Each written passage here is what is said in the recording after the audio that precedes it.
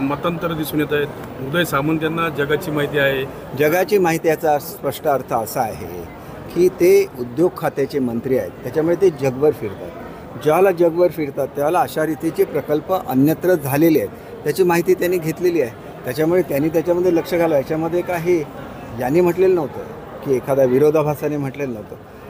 Fortunately ते मंत्री आहेत आणि ते जगभर फिरलेले आहेत। ग्रीन रिफायनरीज काय फक्त आपल्याकडे नाही, जगभरात सगळीकडे आहेत आणि तिथं प्रदूषण होत नसेल तर आपल्याकडे सुद्धा होणार नाही। नाणारपासून प्रदूषण होणार असं फार मोठी अफवा उठवली गेली, प्रत्यक्षात प्रदूषण झालं नाही, माशांवर कुठलाही परिणाम झाला नाही, वस्तुस्थिती आहे।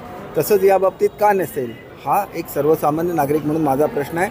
याच्यावर मी फारसा अभ्यास केला नाही, पण पुढच्या काळात कधी अभ्यास करायला लागेल तर अवश्य अभ्यास करेल। मतमतांतर नाही असं मला म्हणायचं। बिलकुल मतमतांतर नाही। कोकणमधला जे बागायती आहे किंवा मासेमारी आहे याच्यावर कुठलाही धक्का न लागता जे काही प्रकल्प आपल्याकडे येईल त्या सगळ्यांचं स्वागत आहे।